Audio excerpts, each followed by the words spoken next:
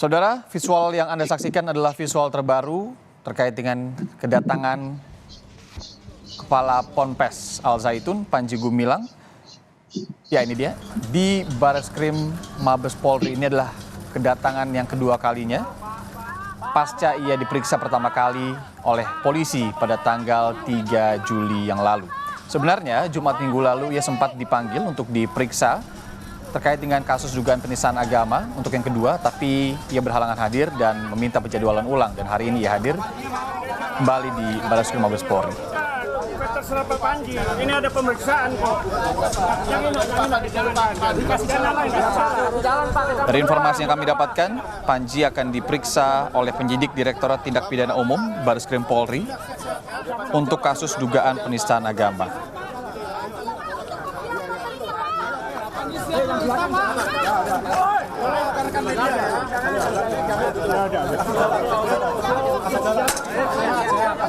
Sebelumnya, Panji Gumilang jadwalnya ini seharusnya diperiksa minggu lalu, namun pimpinan Al Zaitun ini kemudian melalui kuasa hukumnya atau penasihat hukumnya mengirimkan surat keterangan sakit atau surat dokter yang kemudian polisi melalui Bareskrim Polri, Direktur Tindak Pidana Umum atau Dirtipidum Bareskrim Polri Brigjen Juhandani Raharjo Puro melayangkan panggilan kedua, yaitu hari ini 1 Agustus 2023.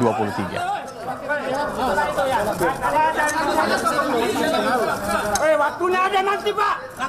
Wartawan ini kalau bisa diurus Pak. Nanti ada waktunya. Ya, waktunya ada nanti. Beliau mau diperiksa dulu. Sama-sama kerjasama dong. Sama-sama kerjasama. Ayo.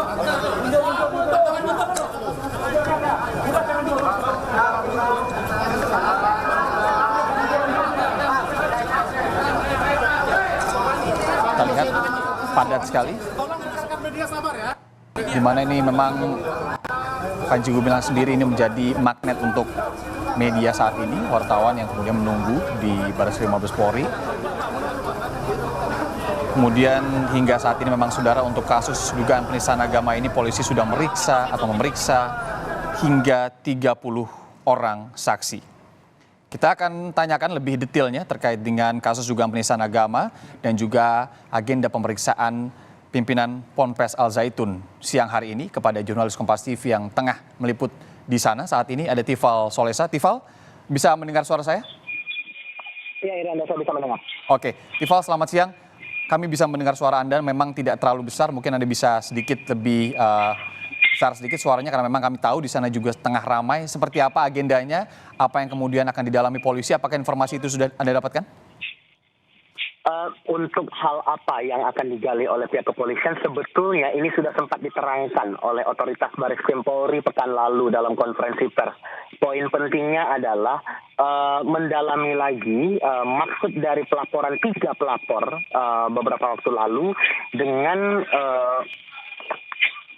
kondisi dari terlapor dalam hal ini Panji Gumilang saat itu. Ia menyampaikan, atau dari pihak kepolisian dalam hal ini Direktorat Tindak Pidana Umum Bareskrim Polri menyampaikan akan coba diselaraskan antara laporan yang disebut oleh pelapor ini Panji Gumilang diduga melakukan upaya penodaan agama, akan coba disesuaikan lagi apakah tepat atau tidak, apakah betul atau tidak. Itu yang akan coba digali lagi lebih lanjut oleh otoritas Mabes Polri. Itu yang paling penting dan yang saya kira jadi menarik untuk dicermati, sejauh mana kemudian ini bisa didalami, sejauh apa ini bisa digali lebih dalam oleh otoritas kepolisian. Karena perlu dicatat, Irianda, kasus ini pertama sudah naik level ke tahap penyidikan.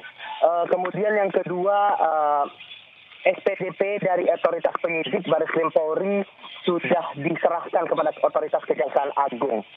sehingga ada titik terang setidak-tidaknya apakah kemudian dari pemeriksaan saksi, ahli kemudian sekarang diperiksa adalah terlapor, dalam hal ini Panji Gumilang statusnya sebagai saksi dalam kasus ini, apakah ada titik terang baru untuk penentuan tersangka.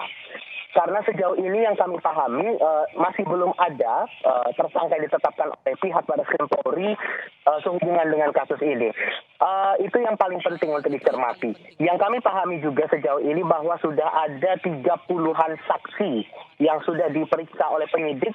Totalnya 38 saksi dengan 16 ahli. 16 ahli itu terdiri dari ahli hukum pidana, lalu juga ahli sosiologi dan ahli agama. Ini tampak cukup selaras dengan laporan yang disampaikan 3 lembaga atau 3 organisasi masyarakat kepada pihak Barreskrim Polri untuk kemudian diusul dugaan penistaan agama itu. Lalu juga jerat pidananya juga cukup terang di sini untuk kemudian digali oleh penyidik. Pasal 156A Kitab Undang-Undang Hukum Pidana, kemudian pasal 45A ayat 2 dengan pasal pengait atau jungto pasal 28 ayat 2 Undang-Undang Informasi dan Transaksi Elektronik, dan atau pasal 14 Undang-Undang Nomor 1 Tahun 1946 yang pada garis besarnya ini menekankan akan ada pidana apabila kemudian terbukti melakukan upaya penodaan atau penistaan agama atau melakukan penyebaran informasi yang bernuansa sara.